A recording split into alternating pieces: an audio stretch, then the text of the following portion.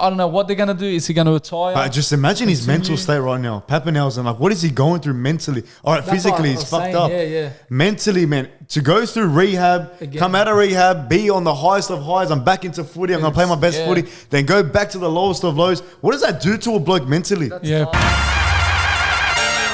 All right, guys, welcome back to the Touchline Podcast, episode 41. It's the final podcast before Antony comes back, so we're looking forward to bringing him back. A long-awaited return. Yeah. Anthony Bashara, we're waiting for all the whole fan base is waiting for you. Yeah, it'll be good to have a chat. He's been away for 7 weeks, but man, it felt like a year. Honestly, it felt has, long. It Felt very long, but yeah, he's back next week. Celebrated his birthday, was it yesterday?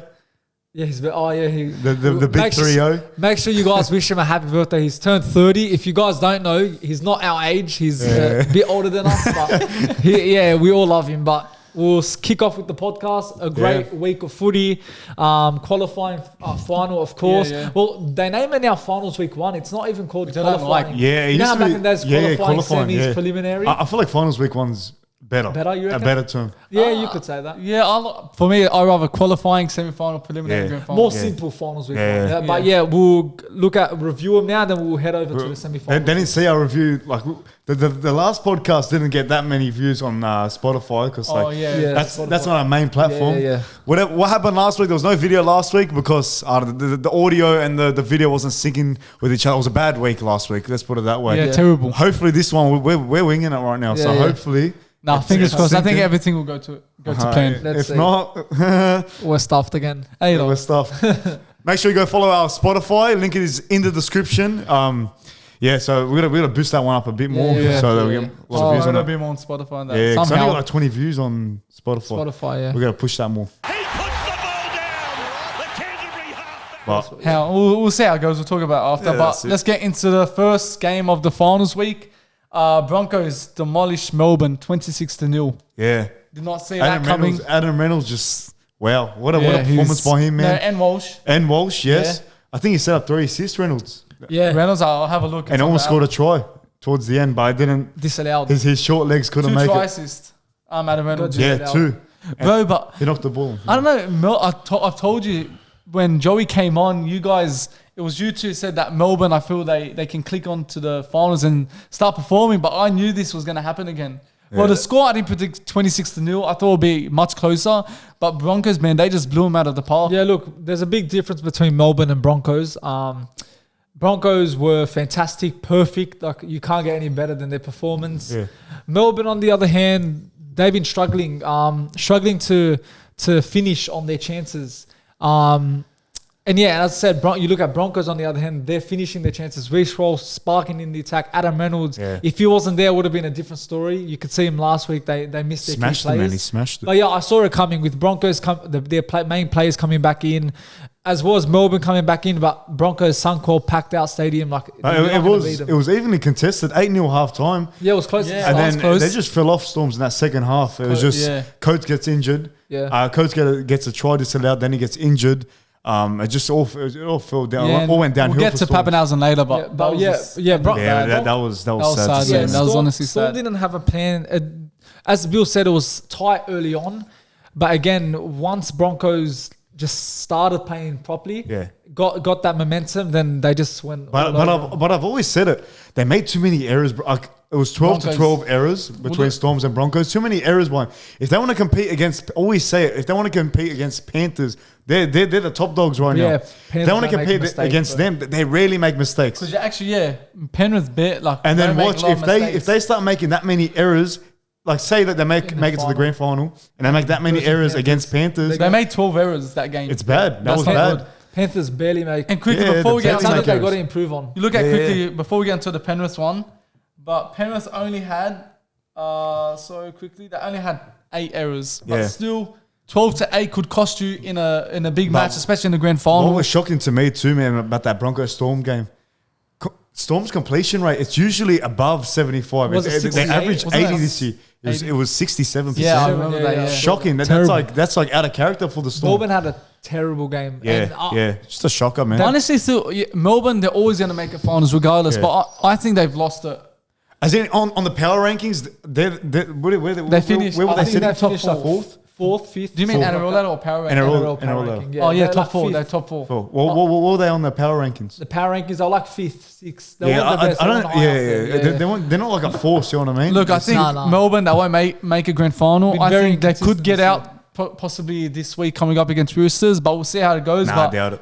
you doubt it? Doubt it. But yeah, big win for Broncos. Next game, another big result. Penrith just showed their class. Wow. Why they will win this premiership in my eyes. That just 32-6. That just shows the Warriors. difference. Like you got Panthers that's way up here, then you got like Broncos up here maybe, And then the rest then is- everyone down here. So Yeah. like it just shows a big difference. And that was a top 4 battle: the Broncos, the Melbourne, and the Panthers and the Warriors, and both 3rd and 4th got smashed. Look, by the top 2 teams. So that just shows the experience they have in finals. Yeah. They know how to finish the dinner Dude, plate. Panthers- Look, 100%. Sean Johnson would have possibly made the scores.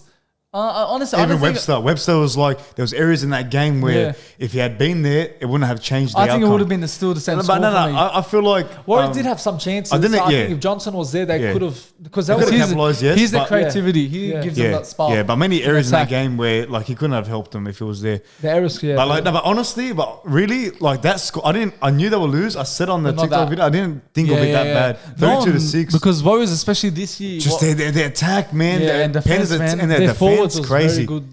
Penrith. on the weekend. and Nathan Cleary again. Liam Nine- Martin was very yeah. good. Another Smashed try, another Nathan try. At half time, they were at 90% completion rate. Panthers. Penrith. Yeah, Nathan Cleary destroyed it. Yeah, Absolutely scored destroyed it. had a He try scored a assist try, with yeah. no shoe on. Yeah, oh, Never Never seen that before. First time in ever. history. And he Even scored- Greg Alexander, all the greats were saying, I've never seen that happen. Bro, Yeah, he's- scored- bro, Just seen the play, he capitalized on it, and Look, he turned up Yeah. when they needed him the most, because the scenes if Warriors had won that, Panthers, a lot of pressure would have been on him.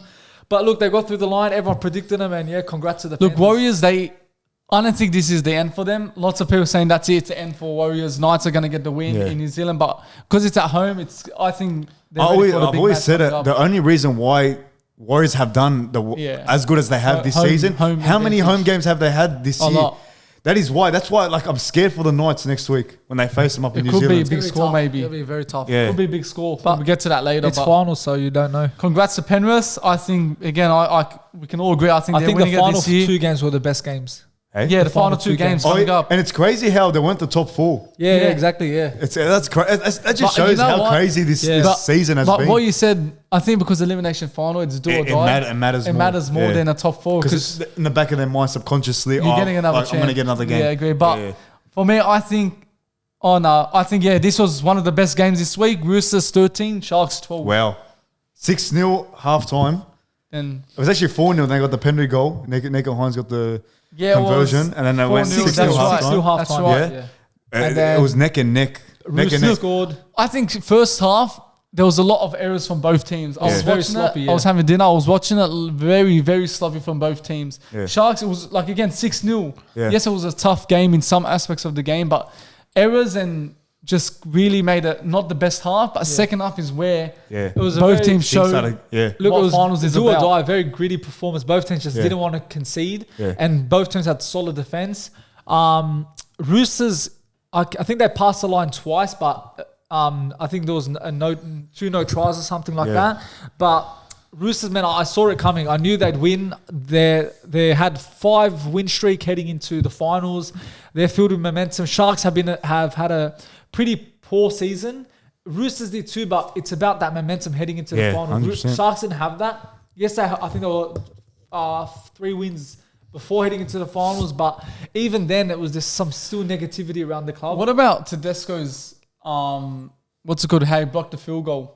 Oh, his charge down. Yeah. Tedesco Great. had a brilliant game. Yeah, even Luke Keary that charged down. 2 charge Sam down. Walker, even better game. Smashed You know, He sealed it for him. Samuel raised the question on Saturday. He said, it's funny thing, ever since Sam Walker's come, they've been a better team. It is like he didn't get dropped. Yeah, he was But dropped. look, it probably helped him It out. motivated him, Yeah, and motivated look, him. those long balls over the top, his trademark passes. Yeah, they're it so good. it that got him a was- try in that Yeah, game yeah, too. exactly. It's like he gets a spot on. That's it. That's he's the missing link in a way for him. And people say Nico Hines didn't play good, but I think he played very good. He played alright. I think he played not great. his best footy, but he played No, good. because look, it was a tough, tight Yeah. game. So like, Yeah. sometimes there's going to be the games where the number 7 is not going to be at his best Yeah, because of just no one wanting to concede a try. Like both defenses were crazy, but I think he played very good. But he got 2 try assists. Yeah. And when I was watching Nico Hines play, the amount of times he passed the right ball, he made inside balls and created spaces. Yeah. He was, for me, I think one of the best players on the field for Sharks. Really? That night. Yeah. Just a lot of hate on Nico Hines recently. Yeah, I think ever since State of Origin, the pressure's on him. But I think he had a good job in a way. If they don't do good, it's all his fault. Yeah, 100%. Nico Hines, I think, was very good. I bet Sharks are kicking themselves because that last try when they made it even 12-12. See that where the ball ricocheted? Yeah. Who was it, Manu that scored? No, it was, I don't know how to pronounce his name. It's Wong. Yeah, that bloke. Wong, Ricocheted off, caught the ball, scored, made it 12-12. I was mad, but got some praise back for this kid. Yeah. He played very good. He played a very good game. Everyone's saying that he reminds them of Sonny Bill Williams. Really? That's what all the experts are saying. I think heading into next season, there's going to be a lot of pressure on Sharks. Yeah. Because of pressure. They can't be the top 8 team. Do you reckon their premiership window is closed? I don't think they're going to win it. No. It's going to take a while again now. They got to fix their teams. Just something's not right in that team. They can't beat the big teams. Yeah. They're always beating the small teams. Top 8 team, they can't win. So something has to change. I think it was Andrew Johns that said they need that X factor player. Yeah. Look, they got Hines, but I was think going to say, isn't Hines the X factor player? Look, Kennedy has had a very good season, but maybe they need. But who's like Hines? Look, Hines is Yeah. like the player that controls the game, but I don't think Hines is the spark. You know, they need that spark that's going to do something like the Barbers, the Turbos, the Mitchells, something like that. So they need a star Hines is very good. Hines is very good, but they need a spark. Yeah, that's so true. they need someone that's going to. But Roosters with a massive win could be the underdogs this year heading into the finals. Last game, I think the greatest game ever that I've watched in finals footy. It'll go down in the history books for sure. I think 100%. For sure. Knights You 30. can't go past Thurston's one. Oh yeah, but Knights 30, Raiders 28. What a game! Well, crazy. No, honestly, look, that first half, 6-16 half time, it was Canberra way. It was all their half. You cut back to the second half, the first 20 minutes. Knights scored back-to-back try, and then it went back to Raiders' possession. They gathered field position. And then it was Knights again that stole the win. Man, it had everything that game. Crazy. See that try, Dominic Young in that? Yeah. Play. Where Ponga passed Me and Samuel were commentating the way the fans jumped. It reminded me of 2012 Barber. Yeah. When we went past, it was crazy. Had that Knights crowd not been the way that they were on that day, so united. I reckon Knights would have lost. Yeah, right. I haven't seen a crowd like that in so long. They started chanting. When did you hear chants in the NRL? The fans were helping them. To be honest, look, Warriors, the fans are crazy there, but I think Knights. They're going to go toe and toe, man. Toe this year. For the Warriors game? Warriors game. Oh, yeah, we'll go through the tips because, that could go anyway. But look, Raiders put up a fight. Raiders were... Everyone was expecting them to get smashed. Knights at home, it's going to be all Knights. But Raiders 16-6 at halftime. They showed why they're always the dark horses heading into finals. 100%. Look at last year. This year, unfortunately, they just missed out. But still, they put up a great fight. But at the end, the home crowd got them. Even Ricky Stewart said, who critiques more than Ricky Stewart? No one. Yeah. Ricky Stewart says it the way it is. Yeah. He's like, that was the Raiders' DNA.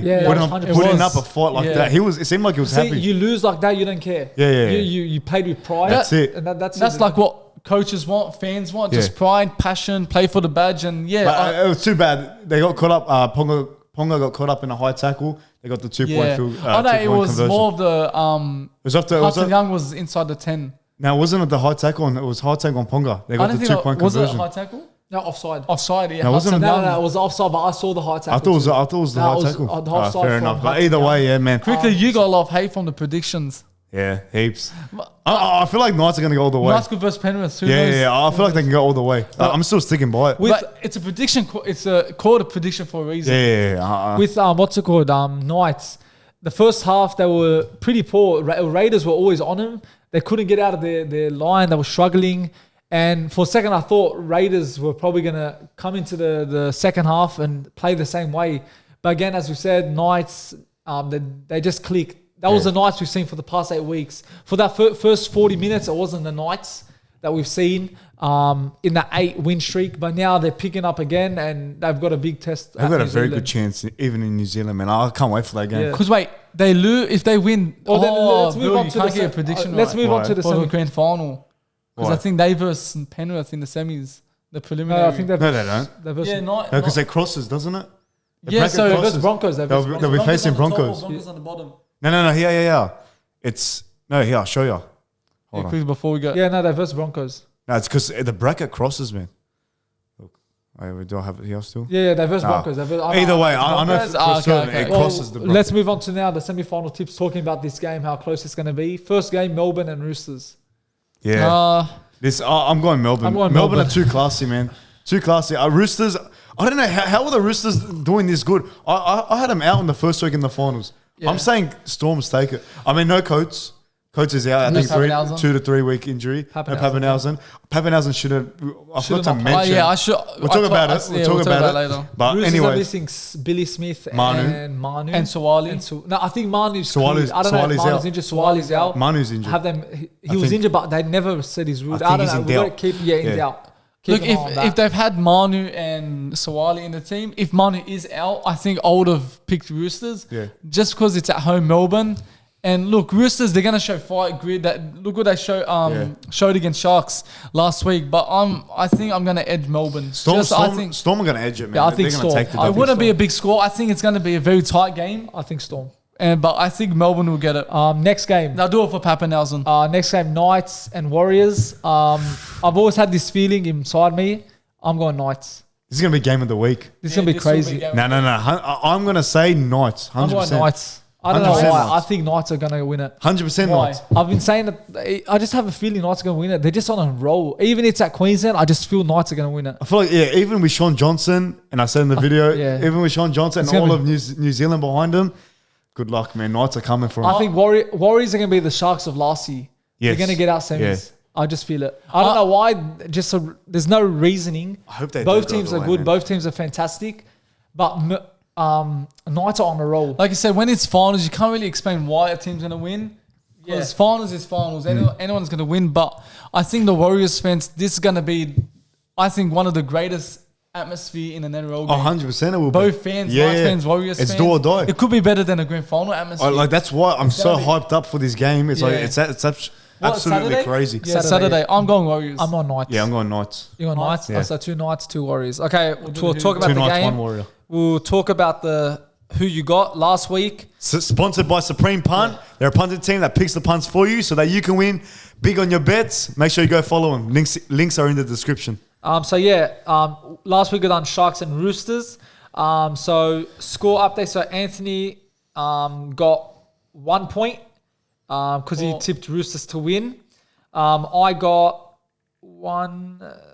6 points because I put Roosters and Nico Hines got man of the match. Bill got 5 points. Bill got 6 points because Katoa anytime and Hines man of the match. And Charbel got 8. You got 8 points. Charbel got 8 Coming points. back. Charbel almost... I'm still leading, but... I nearly got a perfect tipping week. Like Charbel almost done...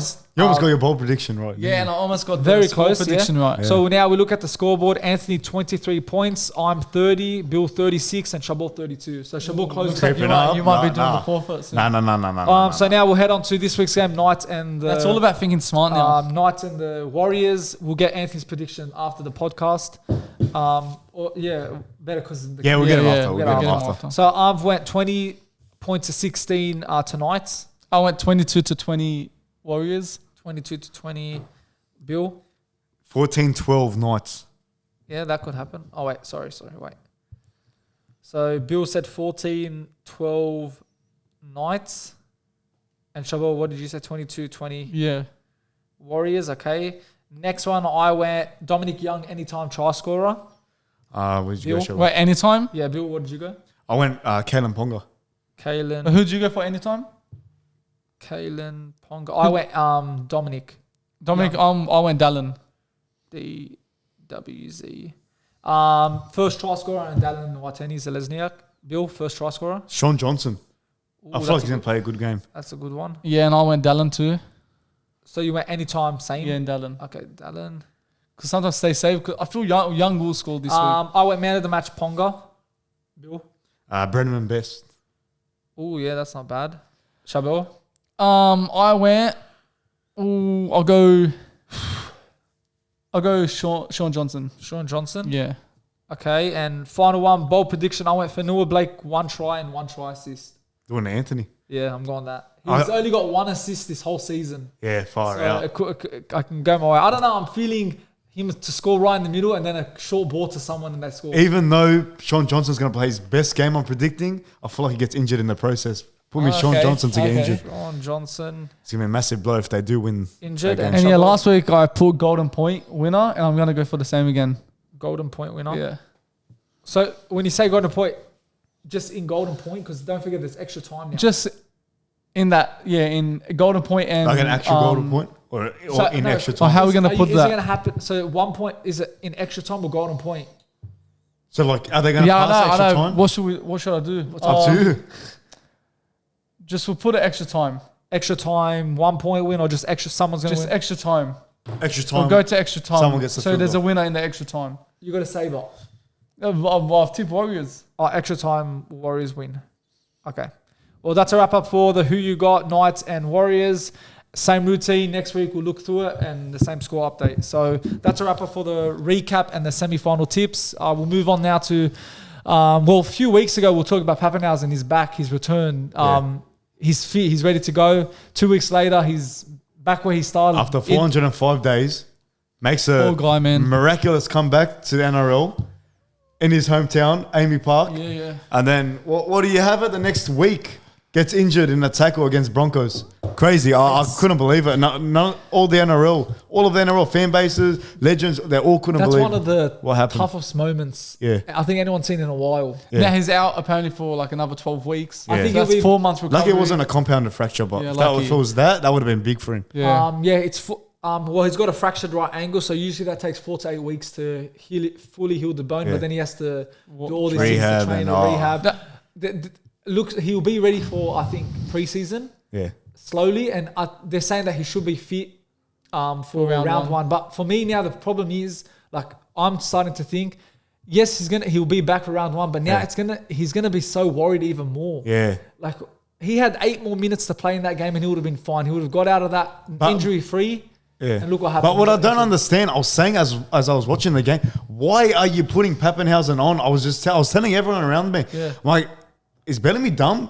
He's a veteran in this game. Why is he putting Papenhuyzen on in a semi-final game? You said it. Yeah, you said in the last week's podcast, semi-finals is a whole different ballpark. Yes, intensity levels are way through the roof, up to the roof. And look, he got caught up in a bad tackle, broke his ankle, and they did rest him in that second half, but Bellamy decided to put him back on. What's annoying, 26-0, like, get him off. Yeah, There's no comeback, just let him rest and get ready for the Roosters game. But Bellamy should have known better, man. Yeah, look, Bellamy, the experience he has as a coach, he should know, like, this guy's vulnerable, he could get injured. Any little like turn with the leg, anything, and look what happened. Poor guy, he's out for another 12 weeks. Do you reckon it's what's it called? In a way, better that it's another injury? Why? I'm just saying. As in, if it wasn't imagine it was the same thing. Oh, like I've done all that work and it's gone. No injury is good for him. No injury is good, of course. But it's crazy how he got carried off the Medicad. Like, he didn't even get carried off the field. He had to get a bloody. He was crying too. Yeah, they had to get the bloody. That's what I'm saying. Finals, I've said it's another level. Yeah. I don't know why the hell he played Papenhuyzen against Broncos, especially like you said, 26-0. Yeah, like. It's just not nonsense to keep. How do you go from a reserve grade team playing with the Falcons, was it? Yeah. To finals 2 weeks later. Yeah, 3 weeks later. It's a big move, but it's a big jump. Look, I think he's going to try one more time. You're saying next time he gets injured, he retires, medically retires? No, I think he'll continue. Depends what the injury is. Depends what the injury is. If it's a minor injury, no. It depends. Yeah, if it's a major. So this one's pretty big. Not big. It's a sort of a. It's like a moderate injury. What was his previous injury? The knee. The knee. But now his ankle. No.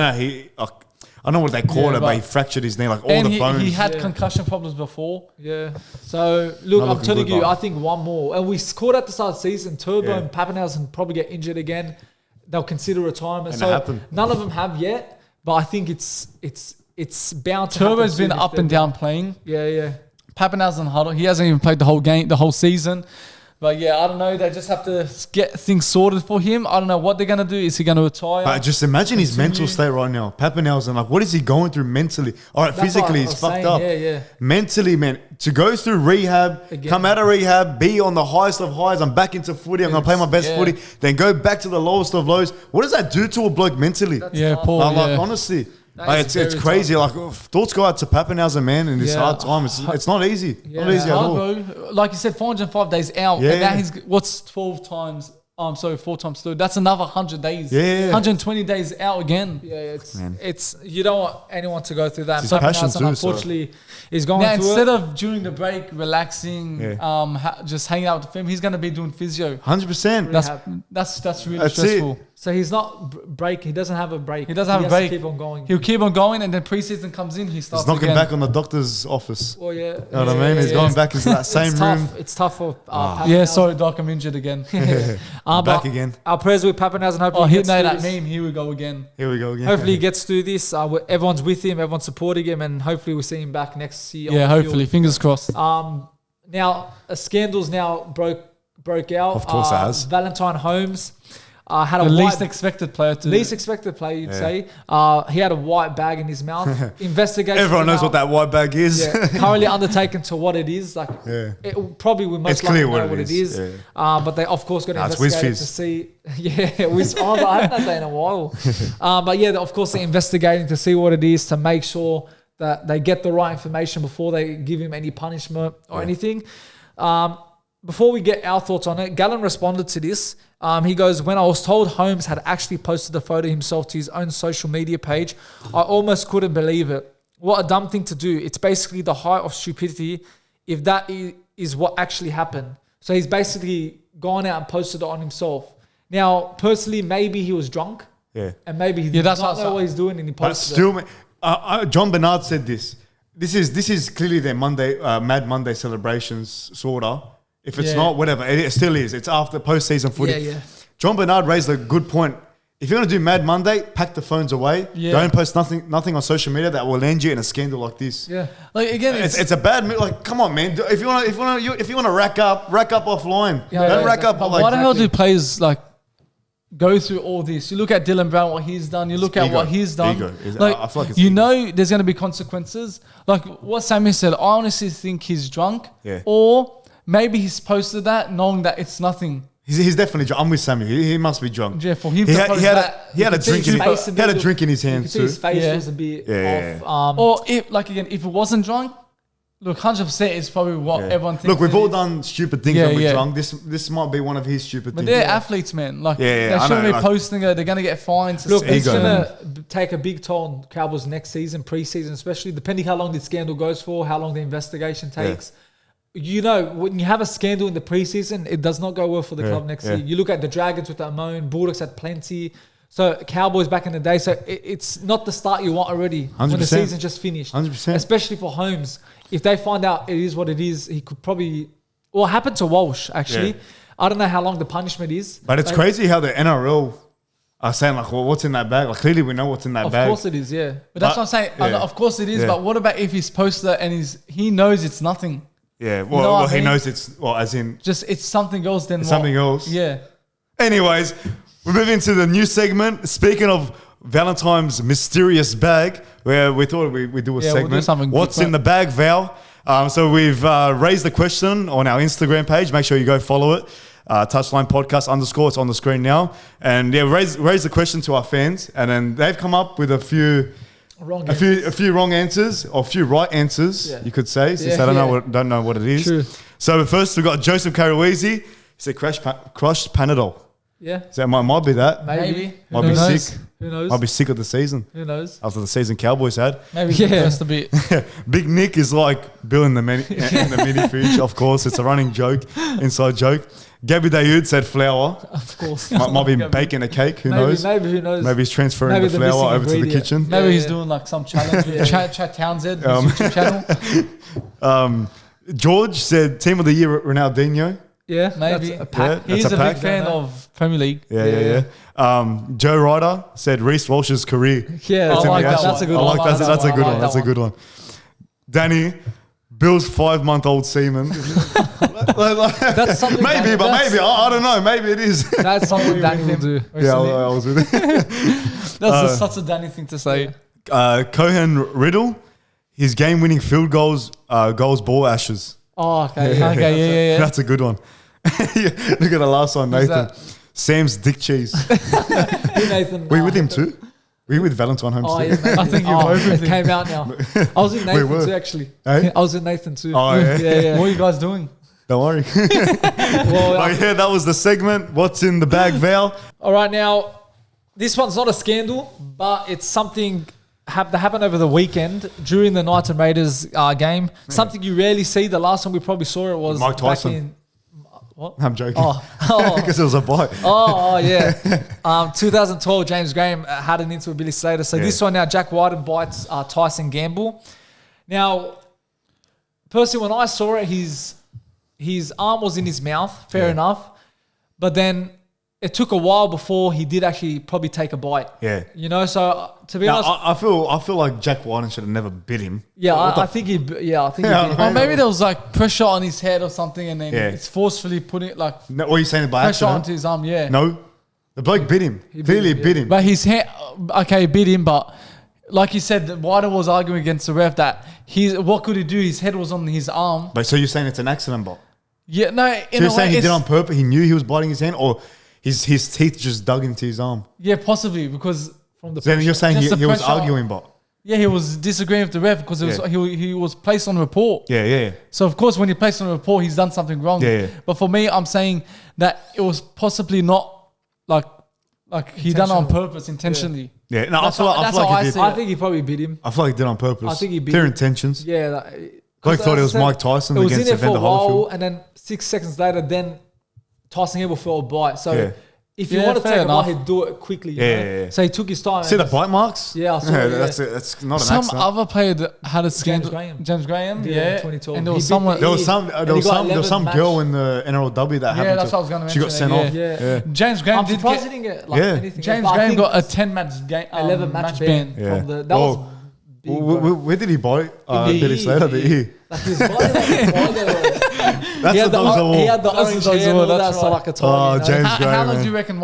I'd probably 2-3 games. Yeah, I don't think it's that Not big. It's an really. arm. Yeah, James Graham 10 matches deserve. Yes. Well, he bit his He ear. bit his ear. I've never seen a player. Okay, arm maybe like, Yeah. but he full The ear, grabbed he was him. digging in his skin.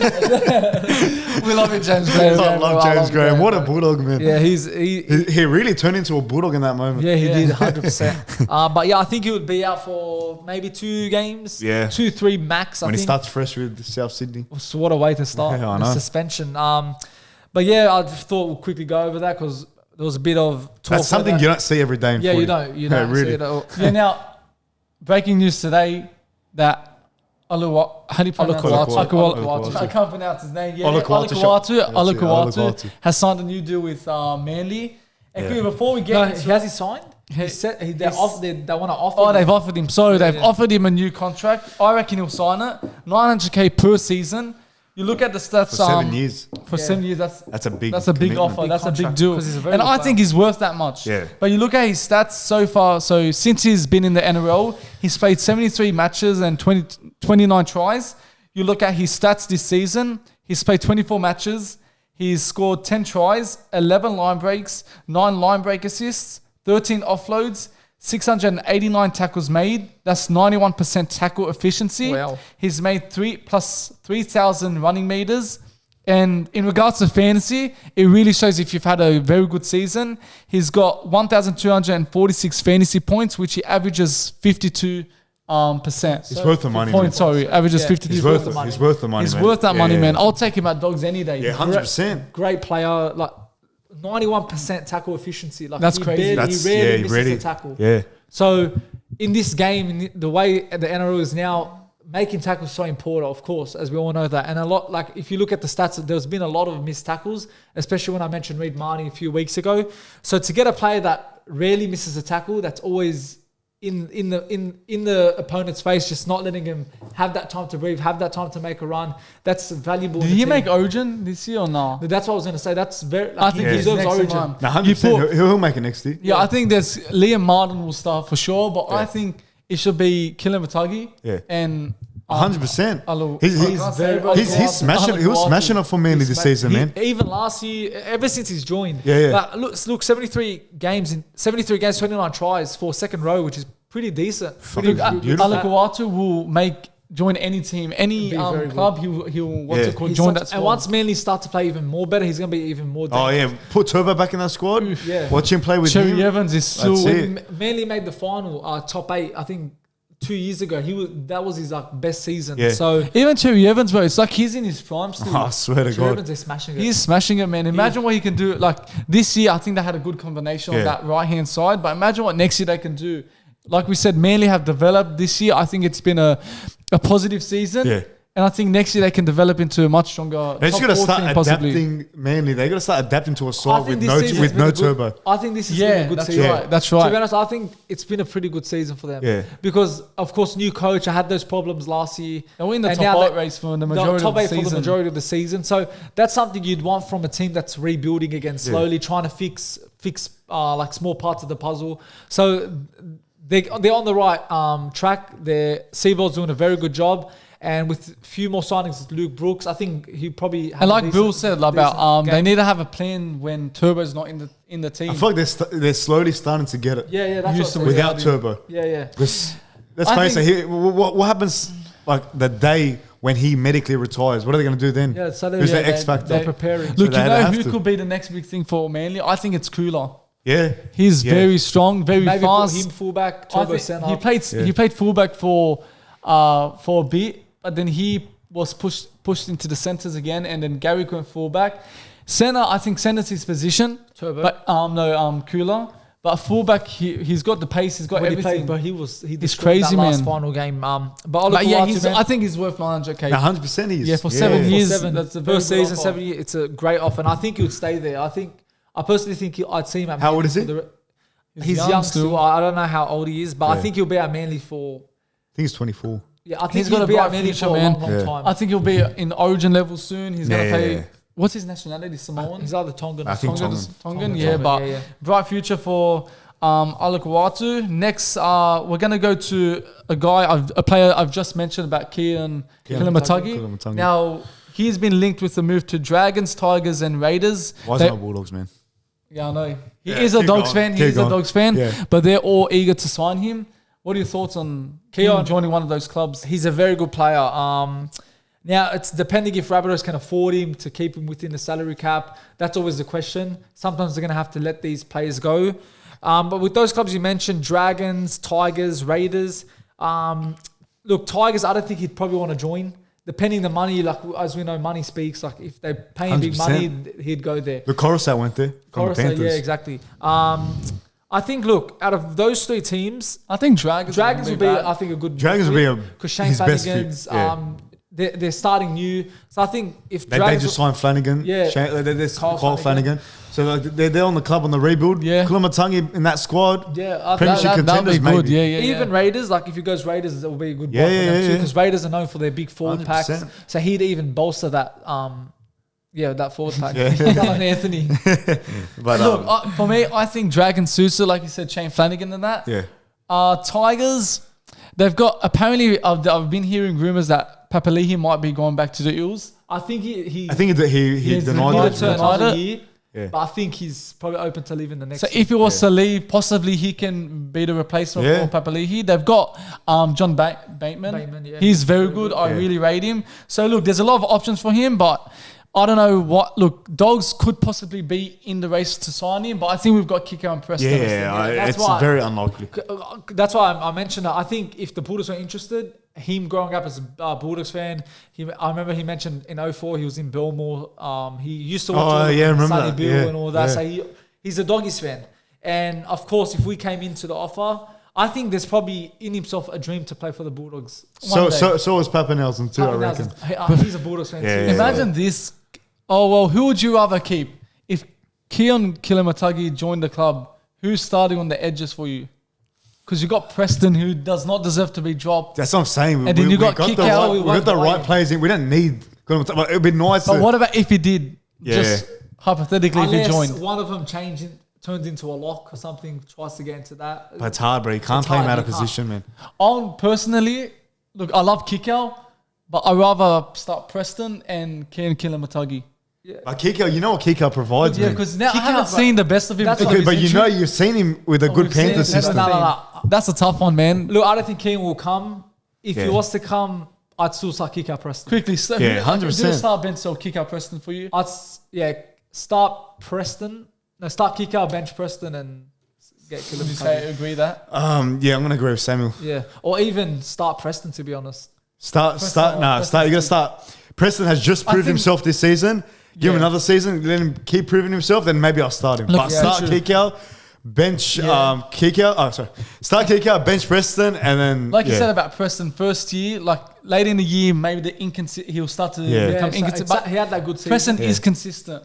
Kick out, he has those moments where he's not good, 100%. he's good. But another news now, Jason Taylor, he's linked to becoming the assistant coach for Bulldogs. Mick Potter might be leaving.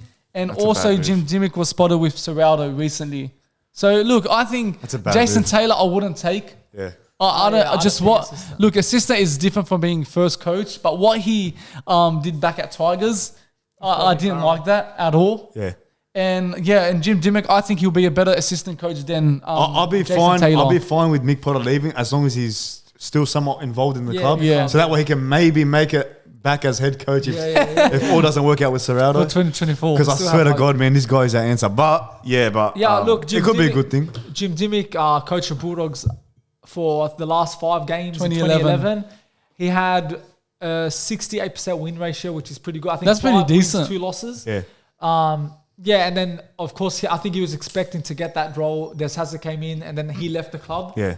Look, I would love Jim Dimmick to be back at the club, assistant coach, because he's had that experience. Yeah. So I think he'd be good. It'll be a good addition. I don't think Jason Taylor. Hopefully Mick Potter doesn't leave, because I love him to stay at the club. Yeah. What he's done for the team last year especially, you could see the potential he has. So imagine you had Jim Dimmick, you had Serraldo, you had Mick Potter, and maybe Jason Taylor. If that was like the 4 coaches, the coaching staff, that would be a solid. It'll be a nice coaching team. Look, as an assistant coach is completely different. Jason Taylor might suit that role, but look, he had that issue with Robbie Farah when he was at Tigers, and look, I don't think it's the right move. I think bringing Jim Dimmick would be better. Of course, he's at the Manly now. I think. Of course, Mick Potter does, but if there's rumours Mick Potter's going to leave, bringing another Bulldogs player that's a former player that knows the club, but bringing Mick Potter, I don't know. He's to my understanding, I don't think he's had any connection with the Bulldogs, so I don't think it's going to be a good move to. I don't. What to bring in? Jason Taylor. No, I think you leave Mick Potter in the club, man. Please, don't get rid of him. And did keep Jim Dimmick too. Get him in. Yeah, get every man that knows what the Bulldogs DNA is, what it's about. Leave them in the club, bro. Don't get outsiders. Realize, bro, they're gonna return back to training in a month and a bit. Yeah. November 1 they start. They better pull their socks up, man. I swear to God. They should. I said 2 weeks ago. They should come 2 weeks earlier. That should be their punishment. It's got to be a better season. But Charbel, sorry, Samuel. Shouldn't be a punishment to train, man. I know. You know what I mean is to come before the rest because of players are going to still be on their break for another 2 weeks. They want to enjoy that rest before they go back to full-time work. But I think that's a great punishment. And they stop making those videos. Yeah, they're hyped up. Maybe since I made the Bulldogs the top 2. But last year's hype up video was actually so good. Which one was when Charbel was still I don't know. I hate every hype up video from this point on. That's it. Focus on what truly matters. I'd rather they make a video hating on the Bulldogs than hyping up the Bulldogs. You know what I mean? Make a video with all the controversy surrounding the club about the players not wanting to train and saying it's hard work. Fucking degrade us. They should make the video. So that way, Say heading into the grand final, Bulldogs are on their way, like grand final. They do a mad edit when the fans were booing them, all those tough moments, and right at the end it will be Bill saying, "Put your house in 2024." and then cut to us lifting the trophy. Man. Just focus on what truly matters. Stop making these videos anymore because we're not where we're supposed to be anymore. The fans are not going to get hyped anymore. We've lost that hype. We've lost that hope. Just focus on what matters, and hopefully 2024 you is reckon the social media team were made to wrestle their team? I reckon so, they're getting overworked. I reckon Gus hard work. And Gus Good and what's his name? Danny, the Channel 9. Danny Wilder. Gus and what's it called? Danny Wilder. Who does Gus not like? The one on Fox. Oh, Buzz Rothfield. Yeah. That'll be a good match. Did you watch that debate? That was pretty heated. With him and James Graham? Yeah, man. That was a good... What did James Graham said... I didn't write it down here. I thought I mentioned it now. He said a very nice thing in that altercation between them. He's like, towards the end, he's like... they're worrying about, along the lines of, they're worrying about hard work and getting overtrained. If you were to ask any Canterbury Bankstown resident, they all work 9 to 5s and they're not earning the big bucks and you know what I mean? Exactly. He's along the lines of it's an insult to us, really. We live in this era. We work at us 9 to 5, and they're complaining, earning the big bucks for what? That's their job, man. James Graham just knows, man. This bloke, man. He's a Bulldog. Look, I think he's a better captain. Get him in the coaching. He is, but he's not always there. I should be the main man. I think he's a better captain than Michael Ennis for Dogs. Yeah, 100%. I think he's a better captain. We just said he fucking beat Billy Slater's ear. Yeah. You know what I mean? That shows his passion. Look, we all love Michael Ennis. Yeah. But I think Graham, he just showed he's that a bulldog. Dogs of war He's mentality. A bulldog, man. He's a bulldog. Ennis did too, but just Ennis, that extra. Ennis was that he can get angry, but he's also more like calm. Yeah. He could be like a little pest on the field. Him and Highmarsh. But Graham was on another level. Graham was that angry. But look at his hair, man. Like just looking back. I was watching the Dragons one, 2015 qualifying finals. Elimination final. Elimination final. And it was heading into the extra time, golden point. Yeah. And he's screaming at his players. Like everyone lift up. He's swearing at them. He's screaming at them. And then we eventually won the game. Now in that squad, you had Josh Reynolds too. Yeah, Josh Reynolds, Just the same amount of passion James Graham showed on the field. Exactly, yeah. That's what we need more of, man. Bro, can't wait to that feeling when we're in the finals. Next year. Get ready, 2024, And put your house on it.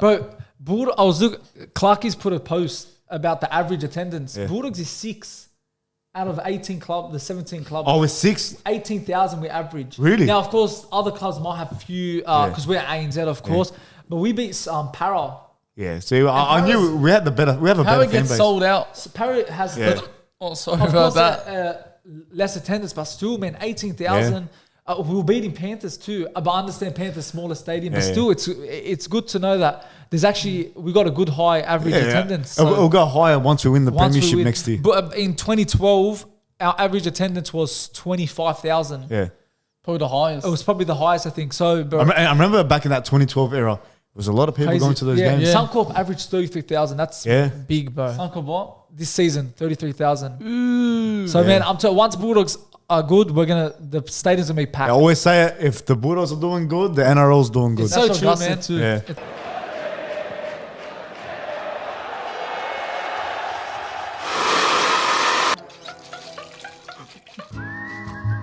All right, we're back for some football talk. We had some behind-the-scenes issues, but we've sorted that out now. Charbel wet his pants. Yeah, Bill said it, Charbel wet his pants, but he's fine now, you're right? Yeah, okay.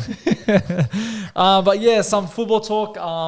Few things to go through. First of all, Hans Flick sacked. He's the first German coach to be sacked ever since they started back in 1925. So if we look at some sort of stats this season, especially where it went all wrong for him, he's had 10 games, 3 wins, 2 draws and 5 losses, 15 goals for and 18 goals against.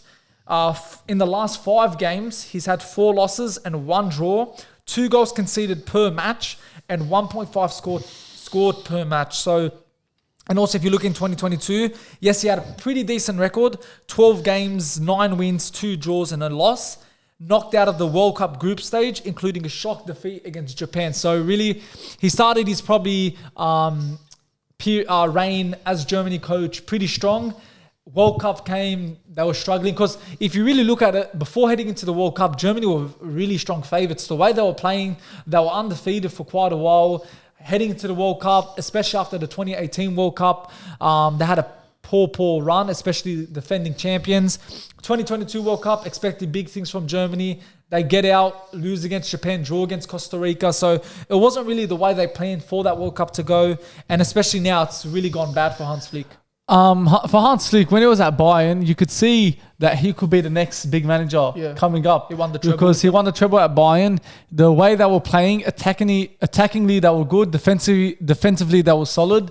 But Germany, his first year at German National Football Club, the first year they were perfect, like as the stats you've pulled up. But this year just went completely wrong. World Cup, we weren't performing well. It was just passing backwards, sideways, just no style, very boring, very plain.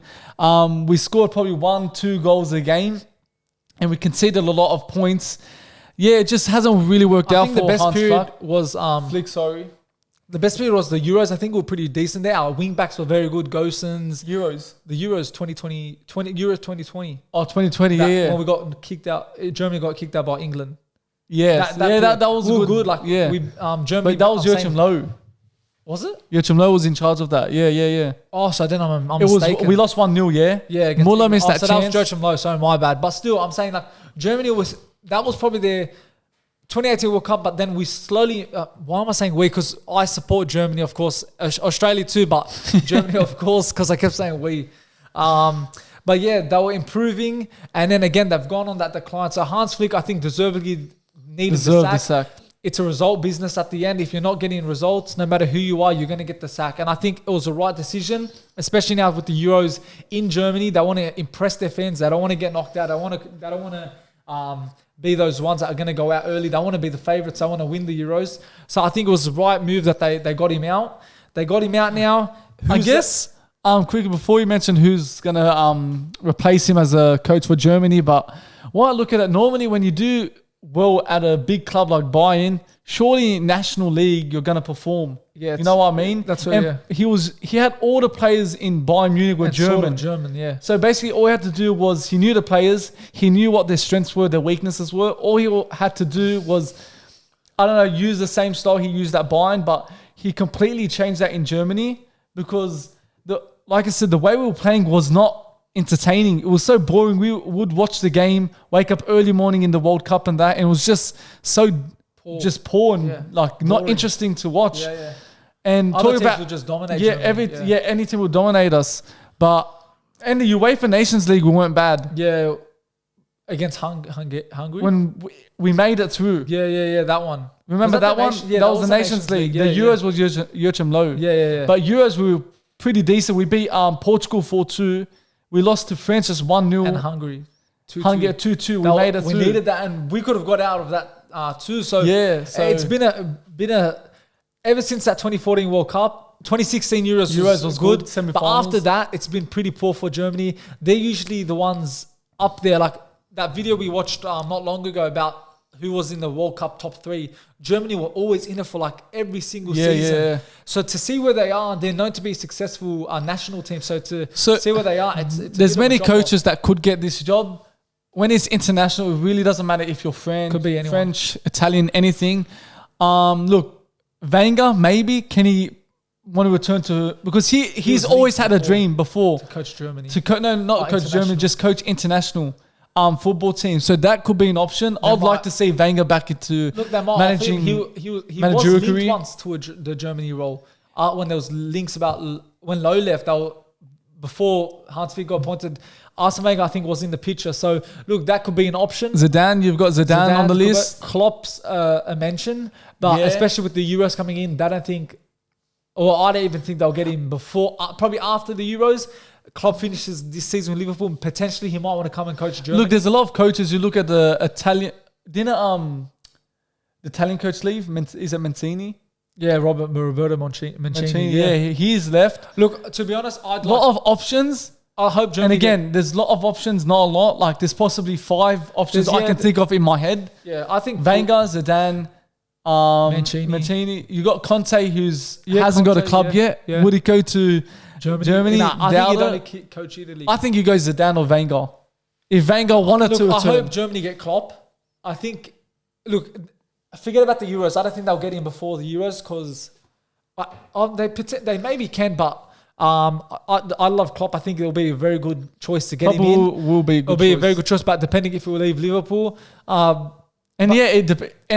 Zidane will be a good coach. Look, I don't think Germany need a coach now. They can take that, but of course you need them to prepare for the Euros coming up. It's in their hometown, so they need to be prepared as much as they can. Could go anyway, honestly. If they get knocked out, that's like immediately in the group stage, that's just... That's the end of Germany for sure. Yeah, it's been a tough road for the Germans. Hopefully, we get to see them back to where they belong, up there, winning the World Because you look at it, before 2014, that was such a good team. That was strong. Finals after Everyone finals, was in their prime, Neuer. Euro finals, World Cup finals. That was so good. Neuer, Muller, Schweinsteiger, so many competitions and finals they've made, but just they've hit a bit of a decline lately. Yeah. But yeah, hopefully they'll be back. Next topic, Antony, the Manchester United winger.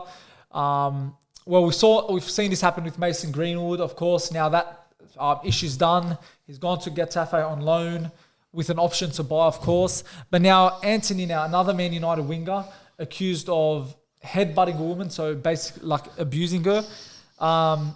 Apparently, it was his ex-girlfriend, his girlfriend, leaving the headbutt left her with a cut head. She had to go to doctors, get some treatment. Antony responded to the incident. He goes, I never attacked any woman. The truth will come out. Now he's, of course, talked to Man United by mutual agreement. They've decided to, just to let him rest, to sort out this issue, to prove his innocence, and then he'll come back to the first team. But with Man United, look, it's, again, within a few weeks since we let Mason Greenwood resolve that issue, another one's happened. Another one's came in, and Antony, especially now with the way he's been playing football, he hasn't been the best. So this is something else that's going to really affect him. So it's tough to see. Of course, no one condones abusive behavior to anyone. But yeah, look, we've got to find out until his innocence. You can't really be on any side.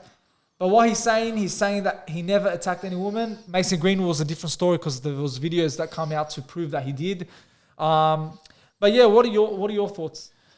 Look, I don't really know much about what's happened, but Antony, I can't really say if he's done it or he hasn't done it, because what he's saying, he hasn't done it.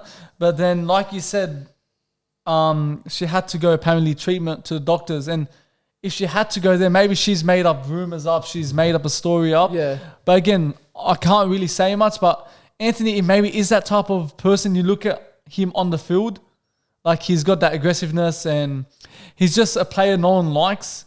And yeah, look, football is a different story, but out of football, he could be a different type of person. Yeah. I can't really say much. Look, he's done it or he hasn't done it, but hopefully everything goes well for him. But yeah, I can't really say much. Yeah, it's going to be interesting how this Antony thing unfolds. Personally, I don't know if he's done it or not. That's why the investigation's happening. But I think this is going to have not a big impact on United, but there will be some sort of impact because now that issue is Sancho now with Ten Hag. Is Sancho going to play Ten Hag And now? your form, lady. Our form's in poor, so the question is, Sancho will play eventually, but I don't think instantly. I think he's going to get some possibly Garnacho. I think I'd start Pelestri. Pelestri is such an amazing player. He's good, yeah. I rate him so much. I think he'll get his chance to start. Garnacho has to start off the bench. You can see when he came from Arsenal, the impact he had. He scored a goal offside, but still he was there, that presence. He changed the game. And yeah, as I said, it's going to have some sort of impact on Man United heading into the next few matches. But hopefully they get it sorted quickly, and he'll be back soon to help us with some of the hopefully, matches. like I said, everything goes well for Antony. But this is a topic we've been wanting to bring up for possibly the last month, but we just haven't had the time. But we're going to finally bring it up. This is a debate me and my brother always have at home, as well as our mates getting involved. But which manager is overrated, Mikel Arteta or Ten Hag? Look, I don't think any coach is overrated, but I think the question is like, who is better? Especially with the first season both managers had, especially Arteta's first few seasons. Of course, we've all prepared for this. So Ten Hag's first season, he got us third position when everyone predicted us to come below fifth. Everyone was predicting us sixth, fifth. So top four was very unlikely for Man United. But especially with the previous season we had, it just looked like the United weren't heading in the right direction. We were losing to teams where we shouldn't be losing. Our away record was abysmal, losing 4-0, 7-0 to Liverpool, 6-3 to City. Oh, sorry, that was under Ten Hag. So the previous year, when Rangnick was there, that period was very poor, very, in a way, toxic. And Ten Hag came in with really no expectation on him. we thought, you know what, bring him in, let him get a trophy. If he could, top 4, that would be a perfect season. And he done that. He got us top 4 and he got us a Carabao Cup trophy. Now, if we look at his overall record in his first season, 23 wins, 6 draws, 9 losses, 75 points. And that is 1.97 points per game. His home record was very good. We had our first defeat of the season, match day 1 against Brighton 2-1. 15 wins, 3 losses and 3 draws and 1 loss. So we're still undefeated from that game, still continuing to this day. And our away record was terrible. 8 wins, 3 draws and 8 losses. And the record against the top 9 team wasn't good. Yeah, our record was pretty poor. 3-1 against Villa, 7-0 against Liverpool, 6-3 Man City, you name it. But of course that looks bad on him now. But if you look at the way our defensively we're very solid. Yes, we've conceded so many goals, but we still managed to keep 17 clean sheets. That's a lot more than any other Premier League club that season. And he sorted that because United were always a team that had like strong defense, but most importantly, a very good attack.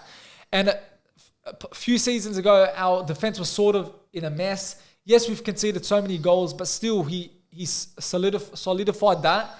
And now with the Varane, with Lissandro Martinez, it's just become stronger.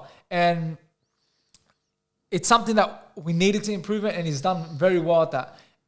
Offensively, we haven't been good. And that's where I don't blame him, I blame the board, because he asked for a striker. Yes, we had Ronaldo. He do that scenario. And a good manager has to take those risks. He got rid of Ronaldo. Of course, they had issues. We don't know who's the truth, but he's the manager. He got rid of him. He said, no, I'm the manager. I don't want you in my plans. Harry Maguire, captaincy. He was the captain, and he didn't want him anymore as captain. And then he also got removed from the squad. So Ten Hag had to make some big decisions. And where United were to where we are now, yes, we've had, of course, a better team than Arsenal, but still, we won a trophy. We came 4th. Arteta in his first 2 seasons, yes, I know, look at your team, but back-to-back 8th, he didn't even improve upon that. So I think Ten Hag is the better manager. The way Arsenal's now, of course, it took time. Look where they are now. They're smashing it. They're playing good. But for me, the question is, Arsenal need to get that title. Yes, they got the FA Cup and the community. They've got, I think it was just an FA Cup, that major one. Yeah. But they need to make it bigger. They've choked top 4 once. Now they choked the league. So there's that bit of... they have the Arsenal in them still. The old Arsenal still is in them. Now the question is this season, to show that Arteta is the Manchester Arteta is a great manager, is to get that big trophy. Or just to get another trophy, because it's been a while since Arsenal have got it. Look, first of all, I want to talk about Ten Hag. Personally, I do think, yes, congrats, you won the Carabao Cup. You got top 4, well done. But I honestly think your fans have overhyped your team a bit. The team you have, I think you should be performing much better. Look at the defeats you've had last year. 6-3 to Man City. Away from home. You had 7-0 against Liverpool. You've also had many terrible defeats. I can keep going on, but the list is too long. Arteta's first season, I don't remember the last time we got humiliated like that. 6-3 we had defeats, but I'm saying big score lines. Yeah. First of all, let's look at Arteta's first season. He's won the FA Cup. He finished 8th. He managed 20 games with 9 wins, 6 draws and 5 defeats. He got knocked out of the round of 16 Europa League. So in total of that season, that's 28 games managed with 16 wins, 16 draws and 16 defeats. Yes, you've mentioned about back-to-back finishing 8th, but I honestly think the squad he had in the last 2 years is much harder job than what Ten Hag has had to do with your squad. Yes, the fan base around the world, United, Chelsea, it can go on and on, that Arteta wasn't the man back then because of finishing eighth, and there was no style. But I could see what Arteta was trying to implement within the squad. Because you look at your Ten Hag's first season at the club, De Gea in goals. You had Luke Shaw, Martinez, Varane, Dalot, Eriksen, Casemiro, Bruno, Sanchez, Rashford, Antony. That is a world-class team. A world-class team that, in my eyes, like I said, I think you had an overrated season. You won a trophy, congrats. How is that overrated? I think the style was... But how is that overrated? You won a trophy, yeah. But I'm saying you overhyped the team a bit. The way you weren't even your performance wasn't wow, and like it's blowing the teams away. He's progressing the team. Okay, we're not expecting Ten Hag to come in instantly to make us a perfect team. Like look at Arsenal for example. Yes, I know you mentioned our team, but Arsenal, it took time for them to click. Yes, they had the players. It took time. So we never expect Ten Hag to get us third. We never expected him to get us a trophy. And we never expected him to make us play brilliant football. We knew it's going to take time. He still hasn't implemented the way he wants to play. Still getting those players, but with Onana coming in now, we're starting to see that the pass from the back, it's starting to click. But quickly, look at us. I let you speak, so let me speak. I let you speak. No. I let you speak for like 5-7 minutes. I didn't say a word. You look at Arteta's squad when he first joined the squad, the team, sorry. Leonard in goals, okay, he's a very good keeper, but you had Saka at left back. He's normally an attacking player. So left back Saka, you had Louise and Socrates, who are both 31, 32 years old. Their career is done. Compared to yours, Martinez and Varane, you had Maitland-Niles at right back, who's basically a midfielder majority of his time playing for Arsenal. Xhaka and Torreira. For me, I've always liked Xhaka. Torreira, he's been a good player, but never really worked out. He was homesick. And it just... But still, he was playing good. He was still... No, he wasn't playing... Him and Xhaka were playing very good. Xhaka had that problem. Xhaka had that problem. All the fans wanted him out. For me, Arsenal fans will say, yes... For me, some Arsenal fans will say Xhaka was good, but many fans out there would say Xhaka, he's a terrible player. So I'm going to count him as a bad player here. You can't say that. Yes, I can. What do you think? I think he's a good player. So but my point is... You can't but you think... Oh, just wait. You're saying Xhaka's a good player. You're saying Xhaka, always saying he's a good player. Everyone else saying he's a bad player, he's a bad player. Yeah, but you're going to think now Xhaka's good. But in that period, you all said he's terrible. But people say... That's my point. I'm basing it from what people think. But people say Ronaldo's not the GOAT when sometimes he is the GOAT. That's a different story. Still, okay, wait. You can't just say it because... Then you had Nelson at right wing. Left wing Nelson. You had Ozil. Okay, Ozil's a good player. Good. Pepe, yeah, he was still developing and Aubameyang was good. But my point... And Aubameyang was good. Arteta has had a hardest squad to deal with. He had so much to do with. Ozil... financial problems, wages. He wasn't happy with the coach. The squad was depleted compared to what Ten Hag has when he joined the club. World-class players left, right and centre compared to Arteta. So Arteta, for him to get back-to-back 8th with this Arsenal squad, I think that's nothing bad. Yes, we should be competing for top 6, getting Europe, but with the squad we have, I'm telling you, it was that bad. It was that shite. But when you look at United, like again, your squad is on the level, should be competing with the likes of City, competing in the Champions League, top league, because that squad is so strong compared to what Arteta has had in his first year. Lost the top 4 by 2 points, competed for the league for 37 rounds. You won nothing. That's what I'm saying. But still, I'm just saying what he's trying to achieve, and just I'm talking about that he's had a harder job than what Ten Hag has had at the club. Yeah, but look at 37 rounds competed for the league, and you won nothing.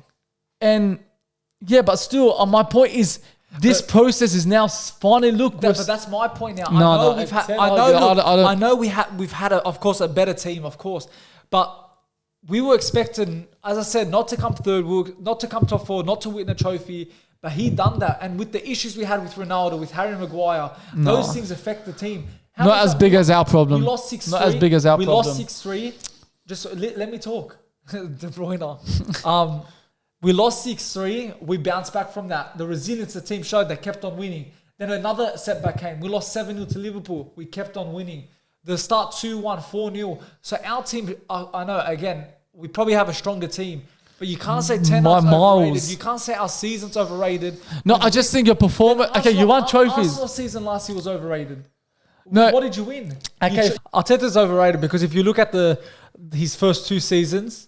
Well, no, especially if you look at now, as I said, he's choked the top 4. He choked the Premier League when he was... Arsenal's the team that spent the most time on top of the table. He choked it. So yes, they're improving. Yes, they're playing great football. But for me, this is a real test. If he doesn't win anything, that just shows that he's overrated. Arsenal aren't getting the look.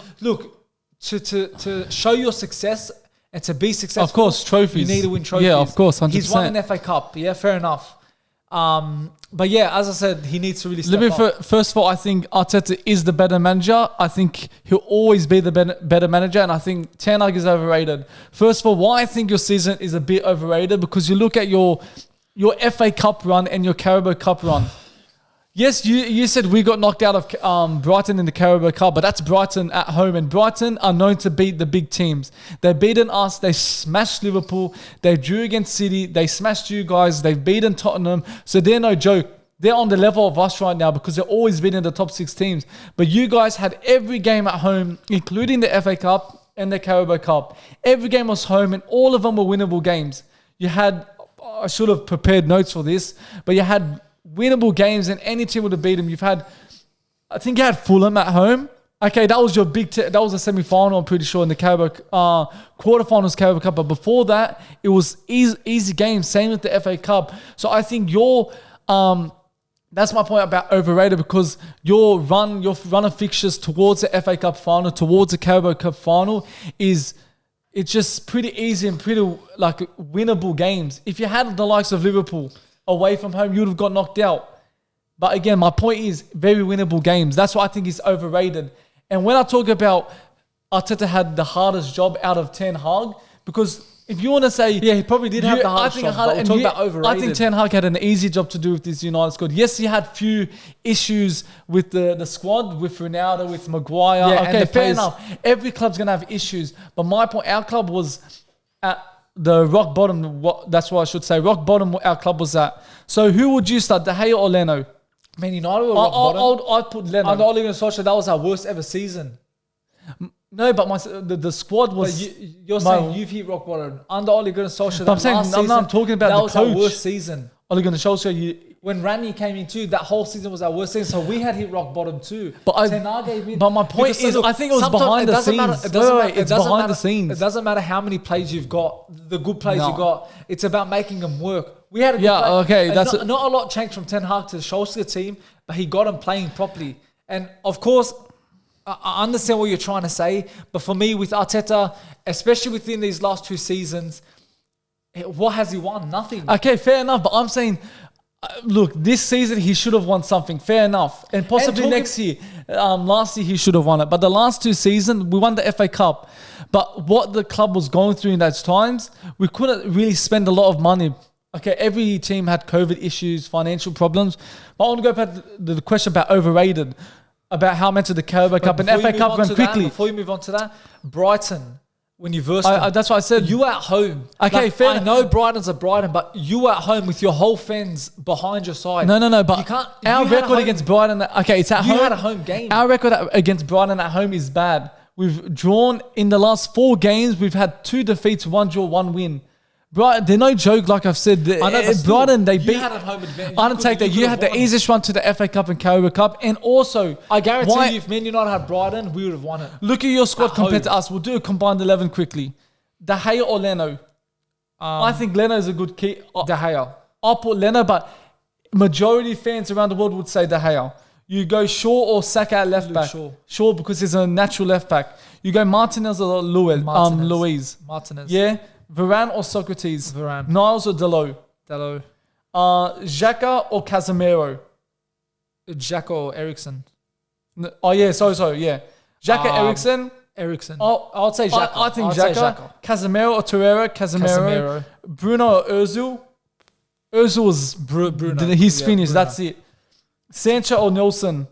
Sancho. Yes. Rashford or Pepe? Rashford. And Aubameyang gets in there. That's my point. The squad... You say he hasn't won a trophy. Fair. Okay, you need to win trophy to succeed. But my point is, the squad he had, what was going in this club was... It was unfixable, and he's fixed the culture. We had a losing culture. We were struggling to win games, win trophies. He sorted that out. Aubameyang had issues few times, running late to training. Ozil had financial wages probably too high. Just, it was a complete mess. That's why I think yours says overrated. Arteta had the hardest job, and he's going to have a better manager. The Glazers' problem now, with all that happening, him not getting the players he wants. Every time he wants a player, it's the second alternative that's coming in. And look at Klopp. First season, finished 8th. He made it to the Europa League final. He lost it. When was the first time he won his first trophy? the Premier League trophy. So again, it takes time to win that big trophy. They stood by him. He got the trophy he wanted, the Premier League. He won the Champions League. So Champions League was the first one he won. Yeah. It takes time. This could be the year we win the Premier League or the Champions League. My point is you cannot say Ten Hag's overrated. I think that's, as I said, we would have beat Brighton 100%. I guarantee you at home if they came to us in the FA Cup. You didn't beat them. Ten Hag, as I said, I'm going to say it. Didn't you beat them on penalties in the FA Cup? Yeah. See how hard they are to beat? But that's at Wembley. But okay, my point is Brighton is a strong team. I'm saying at home, I guarantee you a win. You can't keep saying I know we had comfortable home games. And both cups. How many times have Arsenal had an FA Cup? They get exit right at the start of the That's FA one in a million. We bet. No, Arsenal recently haven't had the best. Oh yeah, FA Cup we haven't been perfect lately. Point. Yeah, we passed our test. Look, Carabao Cup we had Liverpool. In the Carabao Cup we had City in the FA Cup away from home last year. So again, that's my point. We're getting hard fixtures. You had the easiest run. I don't want to repeat myself, but I think Arteta is the better manager. In the future, he's going to have a much successful career. I think it's a rivalry that's going to. Ten Hag is, I think, a bit overrated. Look, before we wrap this up, and for example, Antony, do you think he's overrated? Overrated? No one rates him. No, when he was at Ajax, everyone rated. He was a very good. But player. I never watched him. I'm saying, but okay, but I can't say someone's overrated if I've never watched him. Okay, what player do you think is overrated at your club? No, just in any general. Okay, I'm just gonna say, let's say Antony, you thought he's overrated, yeah? Yeah. He came from Ajax. He played for United. You think he's overrated? What would make him not overrated? Scores goals in that. Scores goals. Yeah. That would make him a better player. That would give him statistics. So you're saying trophies? He's a good player. I'm going to say it again. Arteta wears his trophies, just an FA Cup. Ten Hag's first season, when I said... First season, FA Cup too. Okay, yeah, but he came in. That's my point. With the squad he had, he won an FA Cup. He beat Man City in the... Man City. Who did you versus? You versus Brighton. Yeah. Okay, Brighton's tough. I'm saying City to Brighton. We versus City, we beat him with... his first season, and again with the squad we had, then you look at Chelsea, we beat them away. Everyone said Chelsea's going to win. Arsenal don't have the squad. They new manager, everything, we won. I just think to say Ten Hag, and you lost in the FA Cup final against City. We beat City in the FA Cup final, and in the FA Cup. And that's two different City squads. No, City was still the same. Yeah, City was probably better back then. Oh, the treble squad. Sorry. But that was this. Wasn't that the Centurion squad? No, that wasn't the Centurion. They won the 17 days. So okay, but still, it was still a strong City squad. This could go on for years. Yeah. Ten Hag's are 28 overrated. Minutes of talking of this. Ten Hag's are overrated. I think Arteta. Leave in the comments. I think Arteta will be overrated if he doesn't get a trophy. Fair enough, but yeah, man. That's a wrap to this Premier League talk. A huge debate between who is overrated, who's going to have the most successful career, who's the better manager between Arteta and Ten Hag. Leave in the comments what's your guys' thoughts, and yeah, that's a wrap. It's time! Alrighty, guys, now for some fight talk. Not much news this week, apart from UFC 293 that happened over the weekend. If you haven't seen my reaction, go check that out on our channel. It was great. It was a great event. Down under at Kiosk Bank Arena. Unfortunately, I couldn't go to it. I couldn't find tickets. They sold out in an instant. But glad I got to watch it on TV at least. I had the time, didn't have work that day, so I could watch it. But it was a great card. Let's start off with the main card. Tyson Pedro versus Tulak. I think that's how you say his name. Tyson Pedro, man, 1 round knockout. He absolutely mauled him. I think it was the left, right, dropped him, and then the ground and pound was as bad as the knockout. His head was bouncing off the canvas. Only took him 1 round, so good win for Pedro, who was, I think, was one of the only Aussies to get the win on this card. But yeah, next fight, Justin Tafa versus Austin Lane. This was another great knockout. Justin Tafa. Look, the first time around, there was an eye poke involved from Austin Lane, which ended in a no contest, obviously. But then in the second bout, the rematch they had, Tafa was all over him, man.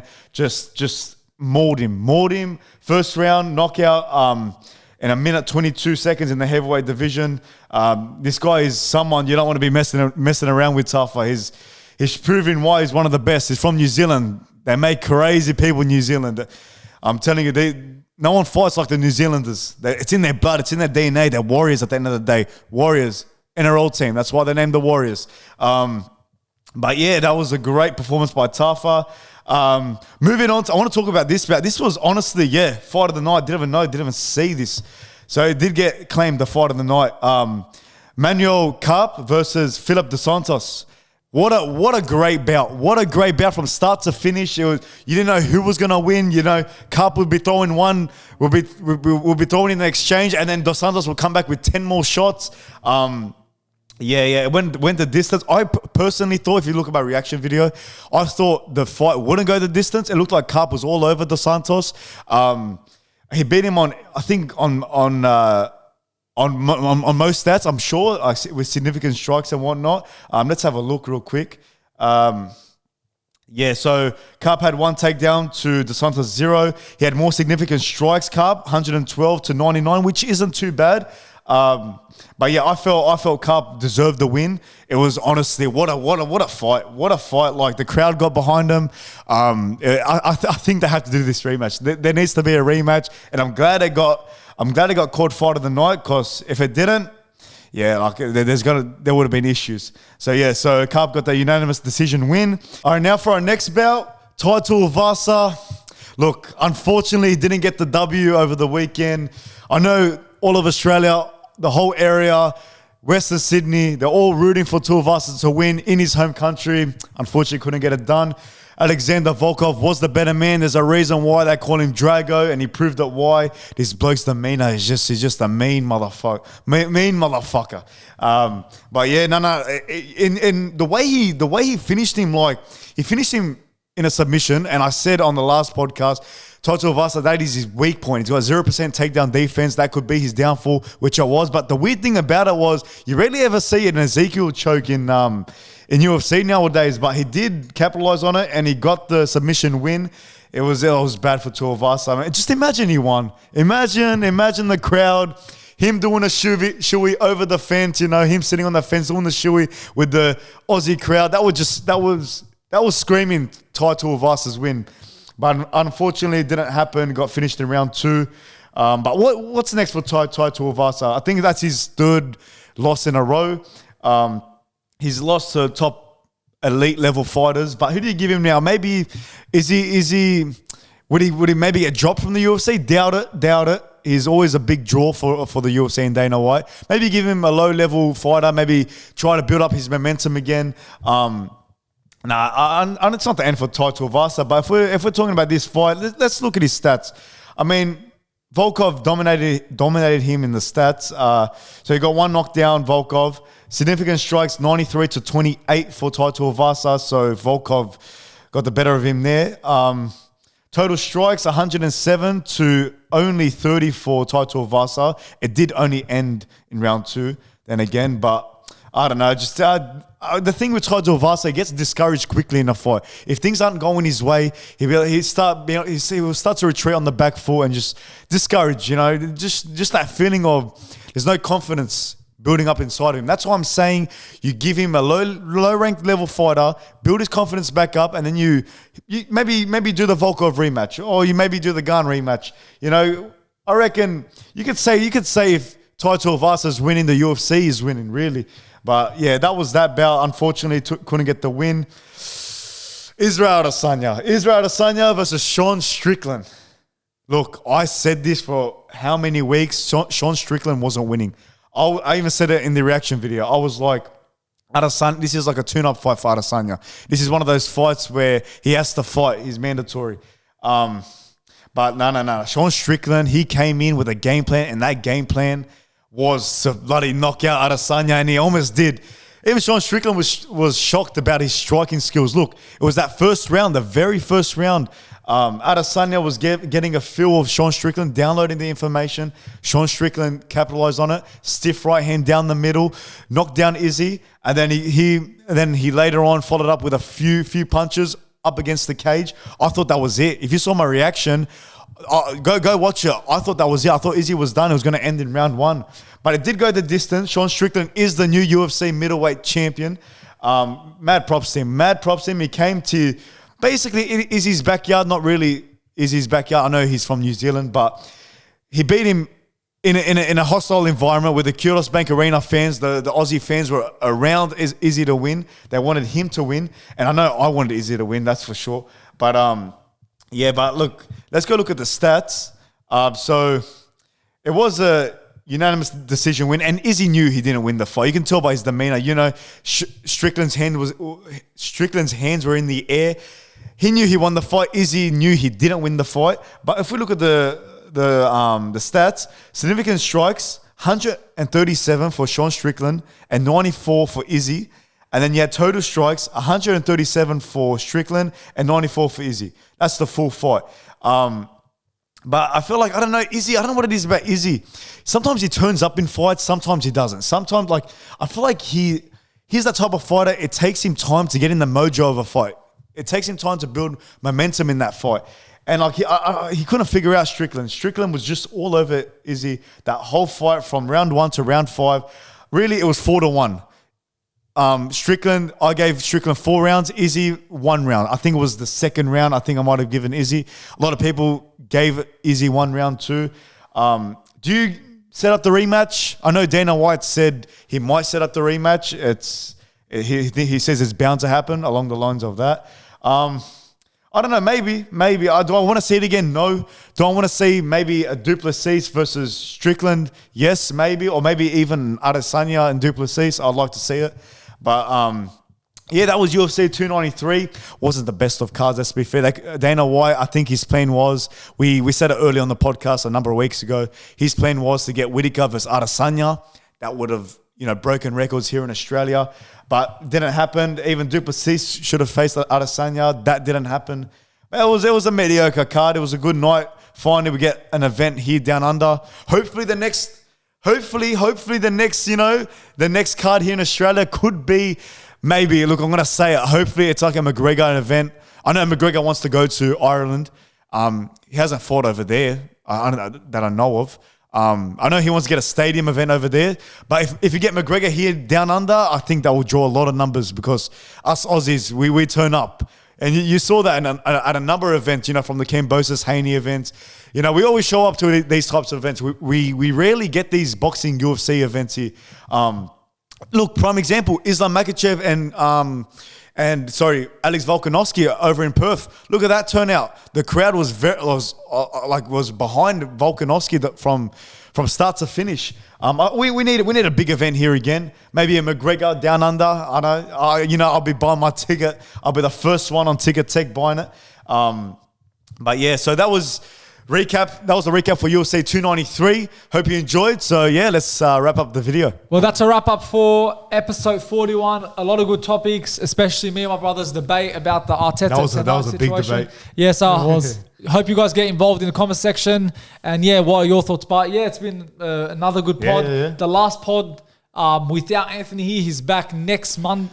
Well, he arrives Friday morning, but he'll be back on Monday for the podcast. Can't wait for the finals. We're gonna watch the finals. Yeah, 100%. It's been a while since we watched the game with Anthony. And we are going to the grand final. Book tickets already, so we'll get a vlog there, get some content. Up the keys. I'm setting up the keys. No, what do you call it? What do you call it? Nights. The nights. Up the cars. Up the cars. Up the cars. No. Up the news. No. Yeah, news. Up the knees. Up the knees. That's it. Let it stick. Up the knees. Oh, that's wait, the new one. Hashtag. Breaking news. We've got Anthony coming on. So live from Beirut. Let's start singing happy birthday. Yeah. Happy birthday to you. You look like a slotoia. Happy birthday, Anthony. Happy birthday, Anthony. Thank you. The fans want to He hear. hasn't hit me yet, bro. How old are you now? 42 or 92? Mate, fucking 28. Oh, you're 28? 28? Yeah, that. 30. Hit the big 3-0, Anthony? The Mate, fans. hasn't hit me yet. I'll be honest with you, hasn't hit me yet. I'm telling you, bro. That's it. This is the year you get married, bro. The fans wish you a happy birthday. Oh, Tom, thank you so much. This week I'll be back. Can't wait to get back to Sydney, man. So you'll be on the pod on Monday, yeah? Next week. 100%.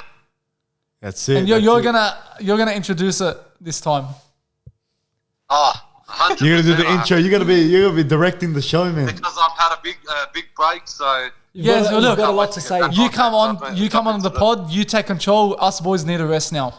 Hey, Anthony. Oh, don't. Well, big break anyways, end of the year anyways, on Christmas. Hey, bro.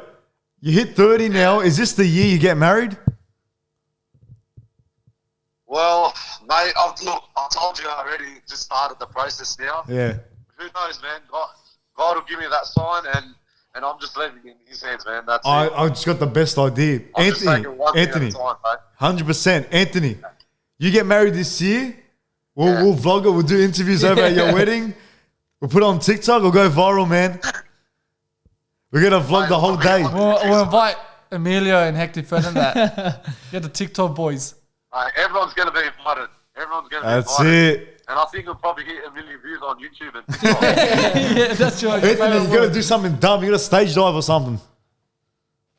Or just break a table. You got to say no. Maybe flip the table. So say no on the altar. Yeah, say no. I think you, Bill, probably going to break the table for sure. No, you're going to flip the table. Nah, I won't do that, bro. I'll probably just jump off. No, but Anthony, before we're wrapping up the pod, any final words before you come back to the fans? That again? I said any final words before you come back? Before I come back, be ready by Monday. Stay tuned. Now, I'll be back, and I'm ready to be on the podcast, and there's going to be a lot of stuff that we're going to be talking about because I've missed out the last few weeks of the games. But I can't wait to see the fans, bro, and I can't wait to start talking on the pod, bro, just to make everyone laugh. I'm missing all that stuff, man. Yeah, we all miss you, Anthony. We're looking forward to seeing you next Monday.